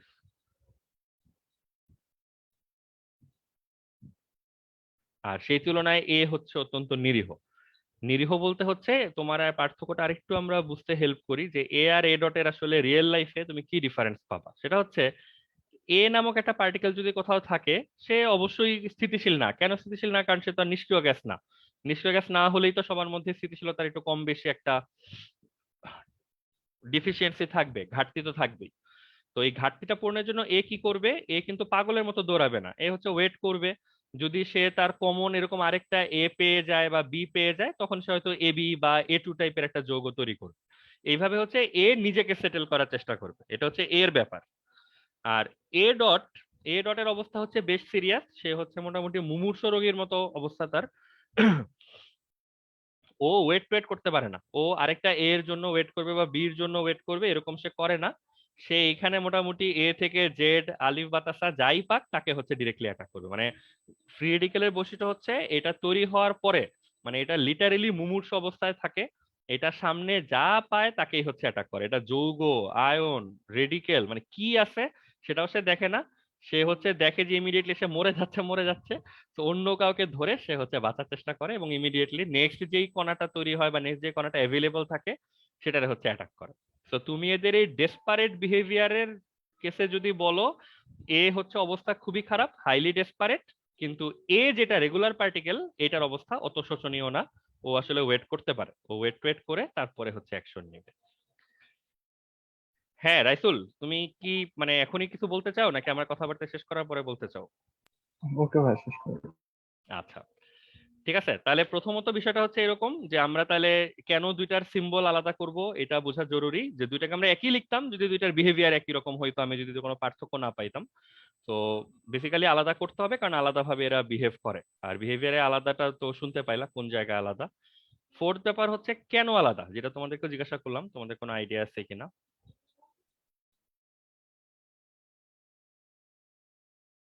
এই যে একটা অতি ডেসপারেট, একটার এত ডেসপারেশন নাই, রেগুলার ডেসপারেশন, এরকম কেন? হ্যাঁ, ওই যে রেডিক্যাল যেটা, ওটা মানে আগে বন্ধন করা অবস্থায় ছিল, এরপর ভাই ওকে আমরা জোরে পুশ করে দেন বন্ধনটা ভাঙছি। তো এই জন্য ও আবার চাবে যে ওই বন্ধনটা ফিরে পাই। বাট ওই হ্যাঁ, যেটা মুক্ত এ ছিল ওই ক্ষেত্রে এরকম কিছু করা হয় নাই। হ্যাঁ, এটা হচ্ছে যে তোমরা পুরনো বিভিন্ন আইডিয়া থেকে চিন্তা করলে কিছুটা ক্লু পাবা যে আসলে ঘটনাটা এরকম কেন। দেখো, একটা বিষয় হচ্ছে এ আর বি, মানে বা এ যেটা, এটা ধরো আগেই এটা বন্ধনের মধ্যে ছিল। তুমি তো ধরো নর্মাল একটা কেস চিন্তা করলেই বুঝবা যে একটা মানুষ হচ্ছে, বা একটা মানুষ বা কিছু একটা, মানে সে ধরো খুব কমফোর্টের কোনো একটা কিছু সন্ধানই পায় নাই জীবনে। তো ও আসলে কমফোর্টের সন্ধানে থাকবে, সেটা নিয়ে কোনো সমস্যা নাই। কিন্তু একটা মানুষ কমফোর্টের মধ্যে ছিল, তারা তুমি কমফোর্ট থেকে ঠেলে বাইরে বের করে দিছো। তো ও তো কমফোর্টে থাকার যে আনন্দ সেটা তো জীবনে পাইছে, তো সে তো ওইখানে আবার ব্যাক করতে চাওয়ার যে ডেসপারেশন, এটা অবভিয়াসলি বেশি হওয়া উচিত। বাট আমরা তো এরকম ফিলোসফিক্যাল কথাবার্তা বলে তো আসলে আমরা মানে এক্সামে পাস করতে পারবো না। তো আমাদেরকে চিন্তা করতে হবে বা মাথায় রাখতে হবে অন্যভাবে, সেটা হচ্ছে আমার কাছে একটা বন্ড ছিল, আমি এই বন্ডটা ভাঙছি। এখন বলো তো, বন্ড ভাঙতে গেলে নিজে নিজে ভাঙবে নাকি এনার্জি দিতে হবে? এনার্জি দিতে হবে। এনার্জি দিতে হবে। কথা হচ্ছে তাহলে এনার্জি দিলা, বন্ড যে ভাঙলো, তাহলে এই কণাগুলা কি সে এনার্জি গুলা ক্যারি করতেছে না? মানে যে এনার্জিটা তুমি দিছো, এনার্জিটা তো আছে এগুলোর মধ্যে কোথাও না কোথাও। তো এনার্জি যদি বাড়ে কোনো পার্টিকেলের, তাহলে তার স্থিতিশীলতা আগে থেকে কি হয়? এটা কি আমরা জানি? কমে ভাই। কমে। এটা সবসময় কমে বিপরীত যায় ভাইয়া। সম্পর্ক। তো ওইখান থেকেও তুমি সাইন্টিফিক্যালি একটা আইডিয়া পাইতে পারো যে তুমি যে প্রচুর পরিমাণ এনার্জি দিয়ে বন্ডটা ভাঙার চেষ্টা করতেছো, এনার্জি গুলা কিন্তু পার্টিকেল গুলোর মধ্যে আটকা পড়ে যাচ্ছে। তো এই পার্টিকেল গুলা কিন্তু আসলে খুবই এনার্জেটিক অবস্থায় থাকতেছে। এবং আমরা যেটা জানি, the more the energy, the less the stability. Energy যত বেশি হবে, স্থিতিশীলতা তত কম হবে। তো তারা আলটিমেটলি আরো বিভিন্ন অ্যাক্টিভিটির মাধ্যমে তাদের এনার্জিটাকে আরো লোয়ারিং করার চেষ্টা করবে, কমানোর চেষ্টা করবে, এবং স্টেবল হওয়ার চেষ্টা করবে। তো বেসিক্যালি এটা হচ্ছে মোটামুটি আইডিয়া। হ্যাঁ, এখন দেখো, চিন্তা করে কার কোনো প্রশ্ন থাকলে বল। মূল ঘটনা কি বোঝা যাচ্ছে? তাহলে ফ্রি রেডিকেলের জন্ম হবে কোত্থেকে, এবং ফ্রি রেডিকেলের আচার ব্যবহার কি হবে, এই সিম্পল জিনিসগুলা কিন্তু একটু মাথায় রাখতে হবে আর কি। হ্যাঁ, রাহাত কিছু বলবা? ভাই এমনি অত বেশি গুরুত্বপূর্ণ না। আচ্ছা ভাই, ওই বললেন যে হাইলি ডেসপারেট, মানে ও বিক্রিয়া করবে যাকে পাবে তাকে। তো হুম, এমন কোনো কিছুর মধ্যে থাকলো যেটা ওর সাথে বিক্রিয়া করতে চাচ্ছে না, তাও কি ওর সাথে হুম। যোগ মানে জোর করে যুক্ত হবে নাকি? হ্যাঁ, হ্যাঁ, মানে ও যেটা করে, ও হচ্ছে অন্য বন্ধন ভাঙে। বিক্রিয়া করে তো ধর একটা কমন কথা, বিক্রিয়া করতে গেলে কি হবে, বন্ধন ভাঙতে হবে। ও হচ্ছে এত এনার্জি নিয়ে থাকে, ও মোটামুটি সামনে যেটাকেই পায়, ওর কোনো সিলেক্টিভিটি নাই আর কি ওরকম। ও সামনে যেটা আছে সেই বন্ধনটাকে হচ্ছে ভেঙে দেয় আর কি। ওই যে এক্সাম্পল দেখবা, মাত্র তো পরিচিতি চলতেছে, যখন সামনে ঘটনা আসবে তখন ধরো দেখতে পাবা কিভাবে বন্ধন ভাঙে। ওকে ভাই। সাবিত আহমেদ জিজ্ঞাসা করছো যে ফ্রি রেডিকেলের ডেফিনেশনটা কি। ডেফিনেশন তো বললাম, ওই যে কোভ্যালেন্ট সিগমা বন্ডের হোমোলিটিক ফিশন, সুষম বিভাজন হলে যে পার্টিকেল প্রডিউস হয় সেটার হচ্ছে ফ্রি রেডিকেল বলে। এর থেকে স্পেসিফিক আর কিছু নাই আর কি। আচ্ছা, ঠিক আছে। দেখো, মানে এইখানে যেই কথাবার্তাগুলো নিয়ে আমরা কথা বললাম, যে একটা দুইটা পয়েন্ট এখানে অনেক আমি মানে কেওটিক ওয়েতে লিখছি, বাট তোমরা একটু নিট অ্যান্ড ক্লিন করে বেসিক পয়েন্টগুলো ঠিক রাখো। ফার্স্টলি, ফ্রি রেডিকেল কোত্থেকে জন্ম হয় জানো, এটা নিউট্রাল ইন নেচার, কোনো চার্জ চার্জ নাই এক্সট্রা। অনেকেই যেটা হয় প্রথম দিকে এই ডটটা দেখে খুবই ডিসিভড হয় যে এখানে বোধহয় ইলেকট্রন এক্সট্রা ক্যারি করতেছে। অ্যান্সার হচ্ছে না, ও আসলে কোনো এক্সট্রা ইলেকট্রন ক্যারি করতেছে না। ওই জাস্ট বন্ডে যে ইলেকট্রনটা ছিল সেটাই সিম্বলিক্যালি ওর মধ্যে রয়ে গেছে। আরো সাইন্টিফিক্যালি অন্যভাবেও চিন্তা করা যায়, যে ধরো, এটা তো আমরা জানি তাই না, যে যখন ইলেকট্রন শেয়ার হয় তখন তো আসলে দুইটা পরমাণু থেকে ইলেকট্রন একটু সামনের দিকে আগায় আসে, তাই না? এটা কমন জায়গায় যেন ওরা থাকে। তো বন্ধনটা যখন ভাঙা হয়, ওই ইলেকট্রনটা যে আসলে একেবারে পরমাণুর ভিতরে যেই লেভেলে যাওয়ার কথা, ঠিক ওই লেভেলে যে সুন্দরভাবে ঘুরতে থাকে, ব্যাপারটা আসলে ওরকম হয় না। ওই টানাটানি তো আসলে ওরা তো নিজেরা ছুটে আসতে চায় নাই, তুমি আসলে ভেঙে টেঙে নিয়ে আসছো। তো যেটা হবে, ও ইলেকট্রনটা যখন পরমাণুতে আসে, ও একেবারে তার যে যোজনী শেল, ভ্যালেন্স শেল, ওখানে যে খুব ডিসিপ্লিন ওয়েতে যাবে ওরকম না। সে কোনো রকমে জাস্ট অ্যাটমের ভিতরে ঢুকবে। আর ওই জন্যই, যেহেতু একদম ভিতরে কোনো রকমে ঢুকছে, তো আসলে একদম বাইরের দিকে এসে আসে। যখনই আবার স্কোপ পাবে তখনই আবার সে বাইরের দিকে চলে যাওয়ার চেষ্টা করবে। ওখান থেকে ওই জিনিসটাও বোঝা যায় যে কেন এই পার্টিকেল গুলি ফার্দার আবার খুব তাড়াতাড়ি বিক্রিয়া দিতে পারে, কেন বিক্রিয়া দিতে চায়। বুঝছো? ঘটনা অতি সিম্পল। আচ্ছা, তাহলে তোমরা ফিডিক্যালের পার্টটা খুব ভালো বুঝছো, মানে ভালো বুঝছো বলতে অ্যাটলিস্ট মাথায় রাখতে পারবা, এবং দেখে এই বেসিক কথাবার্তাগুলা বলতে পারতে হবে, তাইলেই হবে।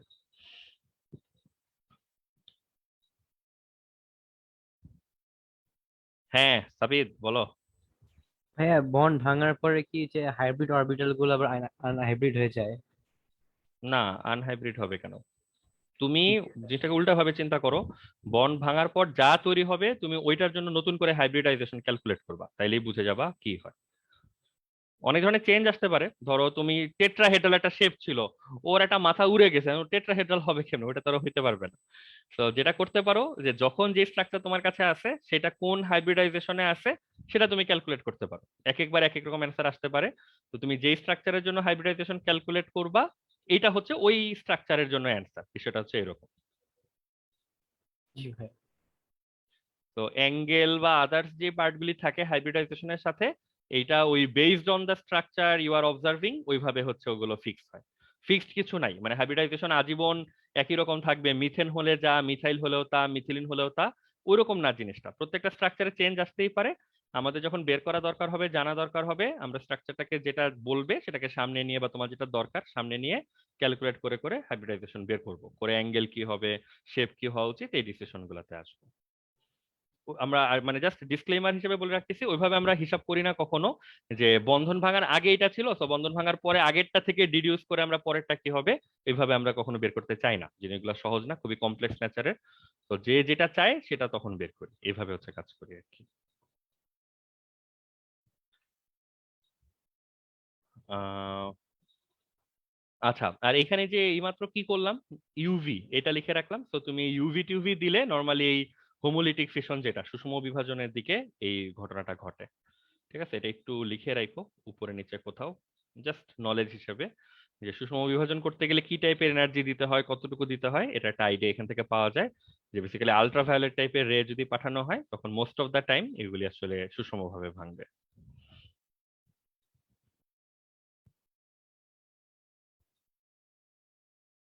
আর ওই যে ইমতিয়াজ লিসান ভাইয়া তো হচ্ছে, হ্যাঁ দাঁড়াও বলতেছি, ইমতিয়াজ লিসান হচ্ছে একটা খুব ভালো অফার করছে, যে ওর কাছে শর্টকাটের একটা পিডিএফ টাইপ আছে, ওইটা তোমাদের সাথে শেয়ার করতে চাই গ্রুপে। শর্টকাট না ব্যাস, সূত্রের লিস্ট। ও আচ্ছা, সূত্রের লিস্ট আমার মনে হয় রাহাতের কাছে আছে, বাট তারপরেও যা আছে দিয়ে রাখো, কার কি হেল্প হবে বলা মুশকিল। আর কোনো হেল্প না হলেও সমস্যা নাই, সাথে তো রাখাই যায়, দিয়ে রাখো ইমতিয়াজ লিস্ট। আচ্ছা আর রাহাত হচ্ছে প্রথম কমেন্ট করবা থ্যাংক ইউ বলে, ঠিক আছে? যদি দেখি যে প্রথম কমেন্ট করতে পারো নাই, তাহলে ইমতিয়াজ লিসান এটা আবার রিমুভ করে দিতে পারবে। হ্যাঁ জাহাদ, মনে কিছু বলতেছিলা, বলো।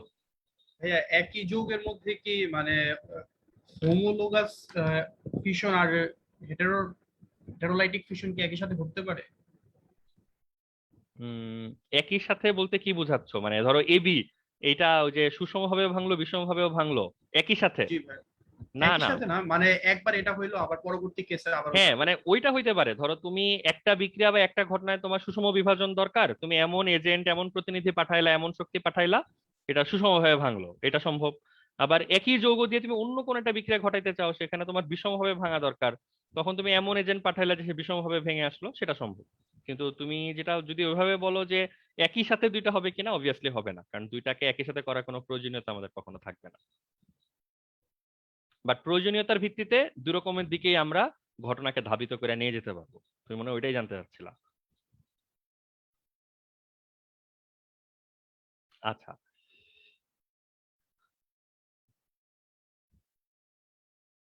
ঠিক আছে, এখানে আমরা এইটার ব্যাপারে একটু কথা বলি, তাহলে ধরো আমাদের এই পোর্শনটা নিয়ে আর কনফিউশন থাকে না।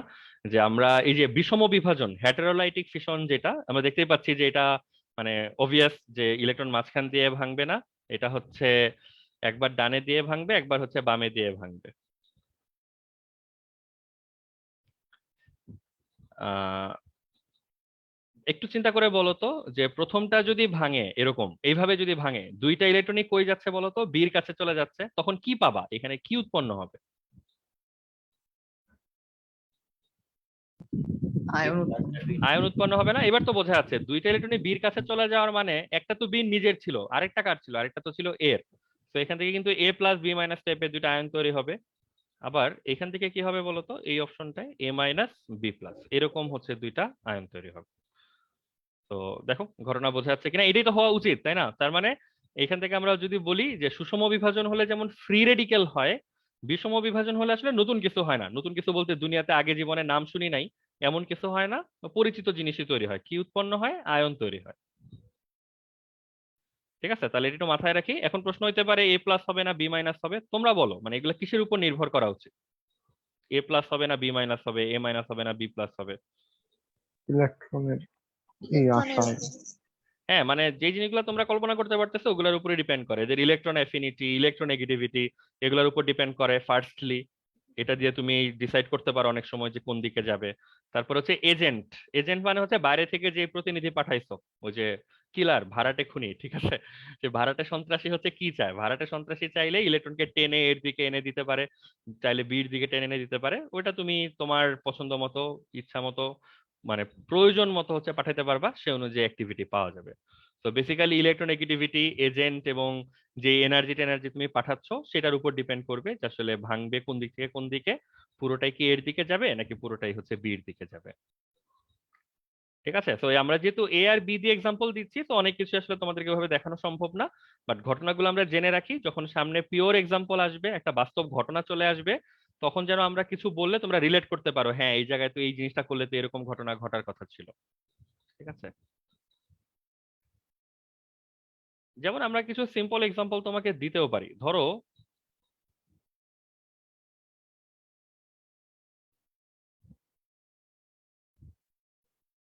ধরো একটা ক্লোরিন, এটা ক্লোরিন অণু। তুমি যদি এখানে আলট্রাভায়োলেট পাঠাও এবং তুমি যদি দেখো এরকম একটা ঘটনা ঘটছে, তোমার কি এটা খুব নর্মাল মনে হওয়া উচিত কিনা এখন বলো তো? যে প্রথমত ক্লোরিন যেই দুইটা, সেই দুইটা তো ইলেকট্রোনেগেটিভিটি সেম, তার মানে ইলেকট্রন মাঝখানে আছে। পাঠাইছো আলট্রাভায়োলেট, তার মানে তোমার ফ্রি রেডিক্যাল হওয়ার দিকে ঠেলে দিছো, এবং দেখাই যাচ্ছে বন্ধন ভেঙে কিন্তু পুরো দুইটা ফ্রি রেডিক্যালে কনভার্ট হয়েছে। তুমি যখন রিয়েল বিক্রিয়া লিখবা তখন এরকম কিছু ঘটনা তোমার চোখে পড়বে। আবার ধরো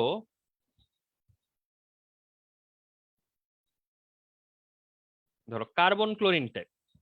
এখন বলো তো কি মনে হয় তোমার, কার্বন ক্লোরিনকে যদি আমরা ভাঙতে দেই, ধরো এজেন্ট এজেন্ট দিয়ে, আমি এজেন্টের নাম ধাম বলতে গেলাম না অত, মানে নর্মালি কি হওয়া উচিত? এটার ইলেকট্রন গুলা কি ওর মাঝখানে ছিল শুরু থেকেই? না স্যার, স্যার না ভাই, ক্লোরিনের দিকে। তাই না? তো এটা তো ইলেকট্রন আগে থেকে ধরো ক্লোরিনের দিকে ঝুঁকেছিল, তো তুমি এটা সুইটেবল এজেন্ট পাঠালে এই কাজটাকে সে একটু হেল্প করবে, সে দেখা গেলো ঠেলামেল ইলেকট্রন দুটাকে ক্লোরিনের দিকে দিয়ে দিচ্ছে। তো তখন দেখবা যে কার্বনের উপরে প্লাস এবং ক্লোরিনের উপরে মাইনাস, এরকম একটা ঘটনা কিন্তু ঘটে যাবে। তো তখনই তুমি তো যে আয়ন পেয়ে যাচ্ছ, বিষম বিভাজনের ফলে ইলেকট্রন সব এটা দিকে চলে আসছে। তো এরকম নানান কিসিমের ঘটনা ঘটবে, কিছুই অ্যাবনর্মাল না। এই ঘটনাগুলোরে ডেসক্রাইব করতে যেন আমরা সঠিক শব্দের সঠিক ফ্রেজ ব্যবহার করতে পারি, এটা হচ্ছে মূল বিষয়। ঠিক আছে, তো সামনে যখন বিক্রিয়া আসতে থাকবে তখন তোমরা আরো ক্লিয়ারলি দেখতে থাকবা যে কি কি টাইপ ঘটনা আসলে এখানে ঘটতে পারে। আর এখানে বেশি কিছু বলবো না, লাস্ট হচ্ছে একটা কথা, সেটা হচ্ছে আমরা যেহেতু জৈব যৌগ নিয়ে ডিসকাস করতেছি, তো আমরা এটা তো ইগনোর করতে পারবো না, এই যে এ আর বি দুই পাশেই কার্বন থাকতে পারে, বা অ্যাটলিস্ট এক পাশে কার্বন থাকার সম্ভাবনা প্রায় 100%, তাই না? কারণ জৈব যৌগ হলে কোনো না কোনো পাশে তো কার্বন থাকবেই, আর অবস্থা ভালো হলে দুই পাশেও কার্বন থাকতে পারে। তো আমরা তো আজীবন এই প্লাস আর মাইনাস আয়ন গুলাকে কি বলে আসছি বলতো? ক্যাটায়ন এবং অ্যানায়ন বলে আসছি।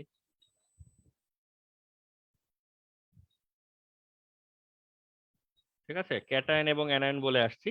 এই জায়গায় এসে আমরা নামে একটু পরিবর্তন আনার চেষ্টা করব। ক্যাটায়ন অ্যানায়ন আগের মতোই থাকবে, সমস্যা নাই।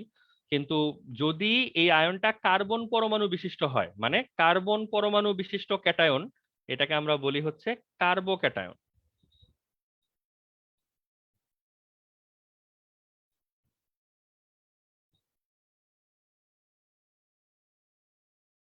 আর অ্যানায়ন কার্বন পরমাণু বিশিষ্ট, মানে কার্বন পরমাণু বিশিষ্ট অ্যানায়ন যদি হয় এটাকে বলে হচ্ছে কার্বানায়ন। তো এই দুইটা শব্দ সঠিকভাবে ব্যবহার করতে হবে। যেখানে কার্বোক্যাটায়ন কার্বানায়ন বলার কথা ছিল, সেখানে যদি সিম্পল ক্যাটায়ন অ্যানায়ন বলো, খুব বিশাল কোনো ভুল হবে না, কিন্তু মানে টিচার তোমার অজ্ঞতা এবং সিরিয়াসনেসের ব্যাপারে একটা ধারণা পেয়ে যাবে, এটা হচ্ছে সমস্যা। তো এটা খুবই কনসাসলি, যখনই কার্বন পরমাণু বিশিষ্ট প্লাস বা মাইনাস আয়ন পাওয়া যাবে, তখন এগুলোকে কার্বোক্যাটায়ন হিসেবে পরিচিত করাই দিতে হবে। যেমন আগের এক্সাম্পলটায় এটাকে তুমি যদি একটু আগে ক্যাটায়ন বলতে আমরা মাইন্ড করতাম না, বাট এখন থেকে এইটাকে আর ক্যাটায়ন বলা যাবে না, এটাকে তোমার বলতে হবে কার্বোক্যাটায়ন। আর এটাতে তুমি অ্যানায়ন বলতে পারো, এটা নিয়ে আর সমস্যা নেই।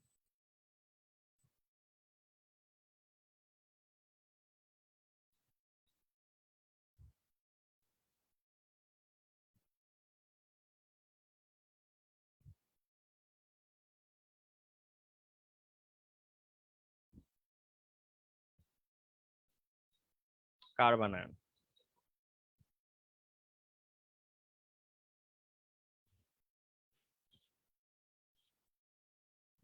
ঠিক আছে, তো মোটামুটি ভাবে এইটা হচ্ছে আইডিয়া। এখন সবাই দেখো আপাতত যতটুকু বললাম এতটুকু সবার কাছে ক্লিয়ার কিনা। তো আজকের দিনে আমরা তোমাদেরকে মানে আমাদের জন্য, তোমরা অনেকে আগে পড়ে থাকতে পারো সেটা আমি জানি না, বাট মানে আমাদের দিক থেকে এটা বেশ নতুন একটা টপিক ছিল। এগুলো আমাদের সামনে কাজে লাগবে অনেক। সুষম বিভাজন, বিষম বিভাজন, free radical, carbocation, carbon ion, এই জিনিসগুলো হচ্ছে লাগবে। সঠিক সময়ে এগুলাকে চিনতে পারতে হবে এবং বলতে পারতে হবে কোনটা কি। দেখো আপাতত ওকে কিনা, যদি হয় তাহলে আজকে আর আমরা সামনে আগাবো না, আমরা ইনশাল্লাহ নেক্সট দিন হয়তো নতুন কিছু নিয়ে আবার কথা বলবো আর কি। আপাতত কার কোনো প্রশ্ন আছে এগুলা নিয়ে? আচ্ছা ভাই, ক্লোরিন তো মানে দেখলাম যে দুইটাই ওর কাছে নিল। হ্যাঁ, ওইখানে কি ওই আগেরটার চেয়ে ওর অ্যাগ্রেসিভনেসটা আরো বেশি থাকবে নাকি সেমই বা এই যে এরকমই হবে? এখানে বলতেছো, এই যে এটাতে জি ভাই। মানে এটা জিজ্ঞাসা করলা নাকি একটু ক্লিয়ার হতে চাচ্ছে আর কি এইটা? হ্যাঁ, এটা আর আর এই যে এই হ্যাঁ। পাশে যে ক্লোরিনটা, এই দুইটার পার্থক্য? না ভাই, ওই পাশেটা তো বিক্রিয়াতে, এই যে পরেরটাতে। এটা নাকি এইটা? হ্যাঁ, নিচেরটা নিচেরটা অ্যানায়ন, অ্যানায়ন নিচেরটা। ওইটা বলো, মানে ফ্রি রেডিকেল আর আয়ন। ফ্রি ও রেডিকেল আর আচ্ছা। আয়নের, তাই না? মানে আয়নের তো এটা নিজস্ব সক্রিয়তাই আছে, সে তো অন্য একটা পজিটিভ চার্জকে আকর্ষণ করতে চাইবে। তো এটার সক্রিয়তাও ভালো, ওইটারও ভালো, বাট দুইটার মধ্যে কম্পিটিশন হলে এটাও ডিপেন্ড করে আসলে কার সাথে কার দিকে আগায় যাচ্ছে। মানে ধরো ওই যে ছোটবেলায় চকলেট দৌড় টাইপের খেলা দিছো, যে পোলাপান দৌড় দেয় চকলেট জি বা ভাই। কেকের দিকে দৌড় দেয়, এখন যার চকলেট পছন্দ না, মানে সে ভালো দৌড়াইতে পারে বাট সে তো চকলেটের দিকে অত জোরে দৌড়াবে না। মানে বিষয়টা ওরকম সিচুয়েশনের উপরে ডিপেন্ড করে। বাট ওভারঅল ঘটনা যা, ফ্রি রেডিকেল ফার মোর রিঅ্যাক্টিভ হওয়া উচিত আয়নের থেকে। আয়নের সক্রিয়তা হচ্ছে নর্মাল সক্রিয়তা, আর ক্লোরিন বা যে কোনো ফ্রি রেডিকেলের সক্রিয়তা হচ্ছে তার থেকে ডেসপারেট। যদিও আমাদের ওটা তুলনা করার দরকার হবে না, ধরো যে নায়ক আর নায়িকার মধ্যে যেমন তুলনা হয় না, ওরকম একটা অবস্থা হবে আর কি। জি ভাই, ওকে। ঠিক আছে, ঠিক আছে, আজকে তাহলে থাকুক এই পর্যন্ত। সবাই এগুলো বাসায় একটু উল্টায় পাল্টায় দেখো, স্টাডি করো। আর যেটা তোমাদেরকে আগেও বলছি যে আমাদের যেহেতু কিছু জিনিস আগে থেকে লাগে, ওই যে হাইব্রিডাইজেশন, সমযোজী বন্ধন, এগুলো ছাড়া তো আমরা আগাইতে পারবো না। তো তোমাদের অনেকে যেহেতু ফার্স্ট পার্টও পড়া লাগতেছে, আমি বলবো যে ওগুলো একটু সিরিয়াসলি একটু পড়ে টরে রাখো। যত ভালো পড়বা, মাথায় থাকবে সবসময়, তত আমরা এদিকে একটু হেল্প পাবো আর কি। ঠিক আছে, আজকের জন্য আল্লাহ হাফেজ তোমাদেরকে। Thank you. আসসালামু আলাইকুম। আসসালামু আলাইকুম। আসসালামু আলাইকুম ভাইয়া। সালাম, আল্লাহ হাফেজ সবাইকে। আসসালামু আলাইকুম ভাইয়া। ভাই আসসালামু আলাইকুম। ওয়ালাইকুম আসসালাম সবাইকে।